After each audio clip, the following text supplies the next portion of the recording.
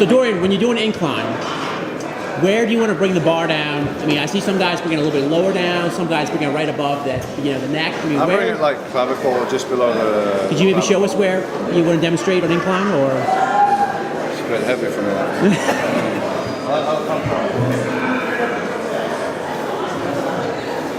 So, medium grip. If you go too narrow, obviously you're going to throw too much on the tricep. If you go too wide, you're straining the shoulder joint, and it's a very short movement. Yeah. Function of the pecs is to bring the upper arm down and across. That's the function of the chest. So from here, you're going to make sure everything's tight. Pecs are tight, everything's tight. Nice and controlled on the way down. Feel the stretch, and then boom, let the power go, yeah? Always control the negative. You see a lot of people, I've done one, I've done two. Yeah, they're doing half reps, yeah? This is a rep. There's one half, there's the other half. A lot of the muscle damage happens on the negative, yeah? It's the damaged muscle that repairs itself that then creates muscle growth. So you're cheating yourself if you're going to just drop the bar down, right? So you come down to here, feel where it's comfortable. If you can get it all the way down to your chest and it's comfortable, if not, if that feels like a full range, don't worry about it, go to there, yeah? As long as you're getting a stretch.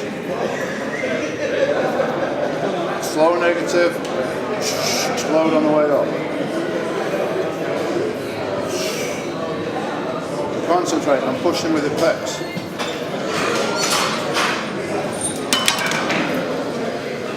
I got a question for you. As far as upper inner pec development, would you say that's more of a matter of just building enough overall mass where it eventually starts to pop off of your rib cage, or is that more like an isolation? Would you say? You can't isolate different areas of the chest, right? Yeah. You know, it all originates from here, yeah, and it attaches to your sternum. So whenever your pecs contract, the whole thing's going to contract. But there will be more stress, more emphasis on certain areas depending on the angle of exercise that you do. Can you make your chest grow here and not here? No, it's physiologically impossible, right? The whole pec's contracting. So if it's thicker here and a little narrow here, it's normally just a matter of that's your genetic structure, yeah? You just got to get the whole thing bigger, yeah? Yeah. You know, my chest naturally was very shallow at the top to start with, so I concentrate on incline, and I don't like to have the bench too steep. If I could have it a little bit lower than that, I would do, you know? So it's throwing less stress on my deltoids and more on the pec. And you know, concentrate on what you're doing rather than just like going from A to B. You've got to concentrate on that pec, coming across, squeezing. Try to, like, it's the exact opposite to powerlifting. Powerlifting, your job is to get the weight from A to B and move as much weight as you can by any means necessary, you know? Bodybuilding is like the opposite. It's like, how can I do this exercise to make it as hard as possible for my pecs and minimize the involvement of everything else? That's the way you've got to think.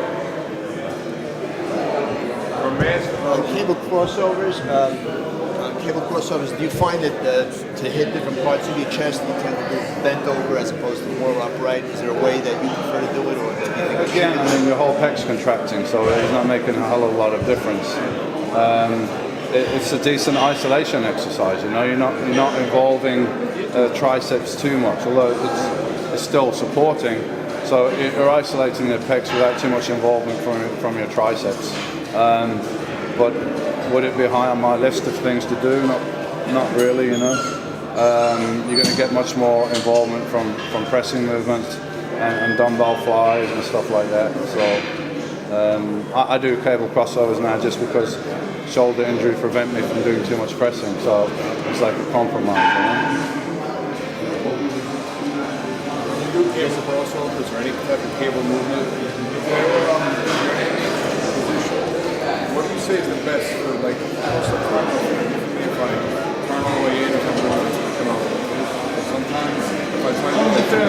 arm contraction, you know. I'm not a big fan of like crossing over, you know, right, going under the arm, going over. So I'll just bring it down to some point where it contracts. If you feel a better contraction, slightly twisting it, great, you know.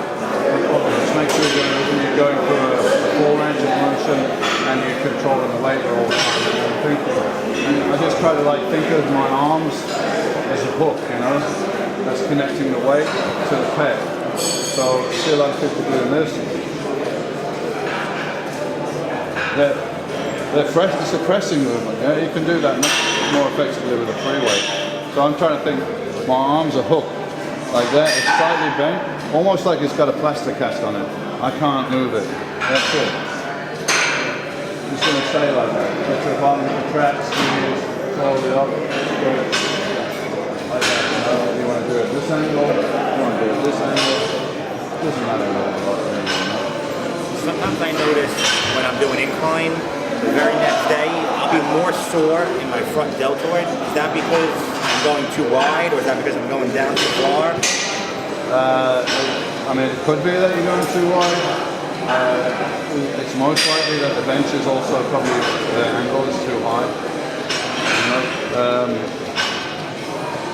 The problem in the States, I see a lot of the benches is this fixed, yeah? There's no choice for it. I prefer one that you can knock it down a little bit and have it on the low incline. And I think you get more pec involvement and less delts. Although, you know, they're connected, you can't isolate them. But I think if it's steep, you know, just up here, there's definitely more deltoid involvement as opposed to down here where you're using more pec, you know? Yes, do you have any, I remember watching some of your videos, you used to have like a lot of elbow problems and stuff. That I have the same problem when I'm training chest sometimes, like almost like the tendonitis type of feel. What did you do for it? Did you have, you must have had a certain technique. Slip-on wrap. It wasn't really supportive, it was just more to keep heat around the area. But eventually I tore my tricep tendon because I had that tendonitis ongoing for a very long time. And I didn't really deal with it. It was there in the background all the time. And it just weakens the tendon. So, you know, I know you don't want to do it, but if you've got pain there and that's been going on for some time, you need to probably just don't do anything that's going to involve that tendon for a while. Get therapy on it, get some deep tissue therapy to break down the scar tissue, to get new blood flow in there, get the nutrients in there, get the blood in there to repair the tissue. And when you've done that, maybe it's going to take you a month or something, yeah? But in the long run, let's say a month's rest and a month's therapy, and then you can go back to training and build up, and you're going to be able to progress. Rather than struggling with that, you're probably not going to progress that much, and one day it might turn into something much more severe, and that's going to put you back years, you know? So it's like you got to look at it in the long term like that. Deal with it, you know. If it's causing you pain, you need to deal with that. Get some therapy on it. It's hard to do, obviously, because you never want to. If it's not that bad, you obviously want to keep training. Take it from there. Yeah. I got enough injuries. Sure. You know, I got shoulder tendon tears. I got tricep tendon tears. Now I can't train the way I want to do. So maybe if I'd have dealt with it back then, took a little bit more time about it, it would have been. I'd still be able to do it today. You know. For incline, would you do a barbell and dumbbell in the same workout? No, there's no point in doing that. You do a barbell or a dumbbell. If you want to alternate it, you know, do barbell one workout, do dumbbell another workout. There's no point doing exercises that basically duplicate the same thing. You know, do this exercise. When you've done that and you've gone to failure and you've done your job, go to a different angle that's going to slightly emphasize the different areas of pecs a little bit more. You know? Try to have a reason for exercise that you're doing. You did a lot of barbell decline, correct? Didn't you say you were big wheel? You know, decline bench press is probably the most underrated exercise because a lot of people think, oh, decline, that's for my lower chest. Nobody needs more lower chest. It's not. It works the whole pec, yeah. And the function of the pec is to bring the upper arm down and across the body. That's what the pec does, yeah. A bench press is very small movement down across the body. Change the angle to there. There's much more pec involvement. So decline, I mean, that was my main mass builder, pretty much. Decline, and then I shifted more towards incline later on. But decline, that was one of the best mass builders. Takes all the strain off that deltoid pec tendon area, which is very vulnerable to injury. 95% of bodybuilders, athletes, powerlifters that have a pec tear, I don't even need to ask them how they did it. They did it on bench press, yeah? So bench press officially is a shitty pec exercise, yeah? It's very dangerous. You risk tearing your tendon. Unless you're a powerlifter, don't even do it. Forget about it. Forget about that exercise, yeah? There's much more effective exercises for your pecs. Decline press is way better. Low inclines way better, dumbbell flies are way better, and you're eliminating that injury risk. Why risk getting injured for something that's not really giving you any benefit, you know? You a fan of pullovers? Dumbbell pullovers for pec development, or do you think that's more of a lat exercise? It's not a pec exercise, right? They're a lat exercise, and they're a long head of a tricep exercise. You know, pecs bring your upper arm down across your body. They're not doing that. That's a lat movement. Yeah, lats, serratus. All right, maybe a little pec involvement, but very little. If you're gonna do a dumbbell pullover, do it in your lat workout. No one do it in your pec workout. For someone who's very bottom heavy in the chest, would you recommend keeping the weight on like incline exercises heavier while keeping the middle and bottom lower until the top catches up? I would probably start with an incline work, you know. But like I said, you don't isolate your chest. If you're doing a decline press, it's not working here any more than the rest of your chest. Really, it's working the whole pec, you know. You're probably bottom heavy genetically.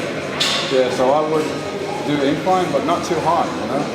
If you do too high, you hit the deltoids too much. So do a low incline, something like this, you know, dumbbell fly, incline barbell press, and then maybe finish with a decline.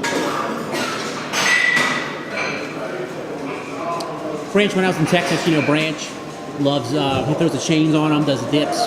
Were you a big believer in doing dips for chest, or? I never really did dips for a chest. I did a little bit when I started out, but I found the decline press similar but better exercise. And you know, it depends on the width of the bar and everything. If you get a wider decline and you lean into it, you'll use a lot of pecs. But it wasn't an exercise that I really felt and really suited me. I'm not saying it's not any good. You know, it works for some people, right? You gotta experiment and try. If you do it more upright, then it's more tricep. If you lean into it, then you're using more pec. What do you think's the ideal placement of like in a training split for chest, as far as trying to separate chest from delts from triceps? What's your ideal way, you think?